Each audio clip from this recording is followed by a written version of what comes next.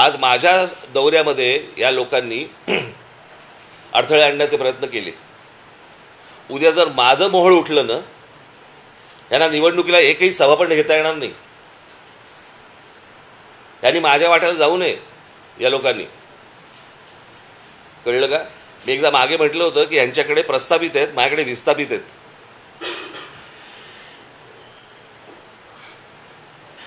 यांनी माझ्या नादी लागू नये या सगळ्या गोष्टींसाठी. तुम्हाला तुमचं राजकारण करायचंय, समाजामध्ये तेढ निर्माण करून विष घालवून ह्यांना कुठचं राजकारण करायचंय? आणि ह्यांचा राजकारणाचा बेसच हा आहे. त्याच्यामुळे त्यांना असं वाटत असेल की आमचे एवढे खासदार निवडून आलेत, त्या खासदारकीवरती जाऊ नये या लोकांनी. कळलं का? यांचा जर राग त्या देवेंद्र फडणवीसांवरती असेल ना, तुम्ही राजकारण करताय ना, मग राजकारणामध्ये त्या पद्धतीने तुम्ही बोला.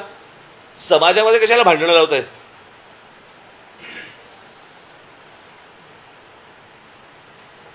बरं, विषय आरक्षणाचा आहे ना. मला अजूनही आठवते 2003 किंवा 2004-05 वगैरे असेल, आठवत नाही मला. त्याला पहिल्यांदा मराठा समाजाचा मोर्चा त्यावेळेला, म्हणजे हे ते जे नंतर जे आले ना मोर्चे, ते नंतरचे वेगळे. पण मराठा समाजाला आरक्षण मिळालं पाहिजे याचा पहिला मोर्चा त्यावेळेला इथे आला होता. काय रे तुमचं चालू आहे रे? मुंबईमध्ये आला होता. मला आजही आठवतो, त्याचा फोटो पण तुम्हाला कदाचित माझ्याकडे असेल तो फोटो. व्यासपीठावरती तिथे जिथे मोर्चा अडवला गेला तिथे भाजपचे लोक होते, राष्ट्रवादीचे लोक होते, काँग्रेसचे लोक होते, शिवसेनेचे लोक होते आणि बाकी इतर काही लोक होते.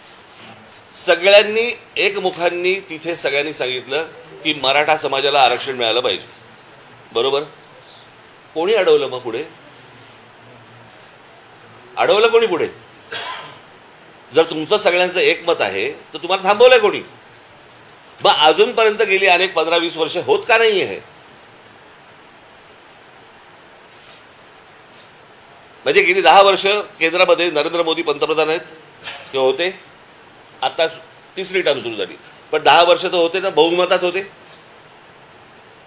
ज्या नरेंद्र मोदींनी बारामतीमध्ये येऊन सांगितलं होतं की मैं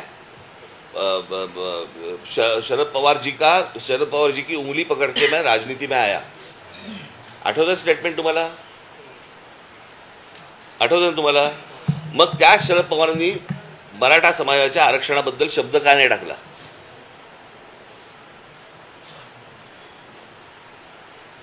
हेच उद्धव ठाकरे पहिली 5 वर्ष भाजप बरोबर तिकडे केंद्रामध्ये नांदत होते, राज्यामध्ये नांदत होते ना.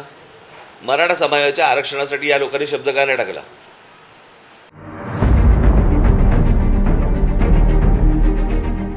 CEN न्यूज, देश प्रदेश की ताजा तरीन खबरों के लिए CEN न्यूज को सब्सक्राइब करें और रहें पल पल की खबर से हर पल बाखबर.